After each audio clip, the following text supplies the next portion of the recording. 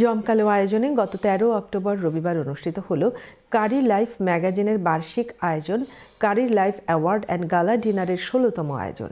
London Marriott হোটেলের Westminster বলরুমে আয়োজিত অনুষ্ঠানে উপস্থিত ছিলেন কমিউনিটির সর্বস্তরের বিশিষ্ট ব্যক্তিত্বরা।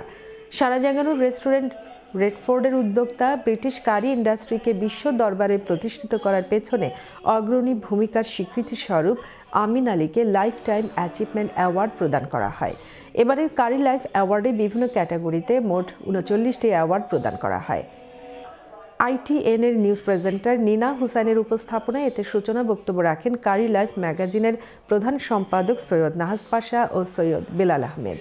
অনুষ্ঠানে প্রধান অতিথি ছিলেন ব্রিটিশ সরকারের পার্লামেন্টারি আন্ডার সেক্রেটারি ও সাংস্কৃতিক বিষয়ক উপমন্ত্রী স্টেফানি পিকক MP। আরও উপস্থিত ছিলেন কনফেডারেশন অব ব্রিটিশ ইন্ডাস্ট্রিজের সাবেক প্রেসিডেন্ট কোবরা বিয়ারের প্রতিষ্ঠাতা এবং হাউস অফ লর্ডসের সদস্য লর্ড করন বিলোমোরিয়া, সাবেক কমিউনিটি অ্যান্ড লোকাল গভর্নমেন্ট বিষয়ক মন্ত্রী ও সংসদ সদস্য রুশনারা আলী, ওয়েডিং মর্টন MP, মাইক উড MP, বেন ওভিজি জেকটি MP ও ব্যারিস্টার লুৎফুর রহমান। অনুষ্ঠানে অতিথিরা বিজয়ীদের হাতে অ্যাওয়ার্ড তুলে দেন।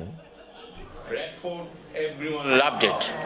The owner of Redford, Amin Bhai, is not very well, but he has been here. We honored him with the Lifetime Achievement Award. Curry Life very much focus on restaurants, takeaways, chefs, because end of the day, if we help them to increase their businesses, its industry will survive. Otherwise, our industry will go. We want government to look at these small businesses, SMEs in the country, so that they can progress.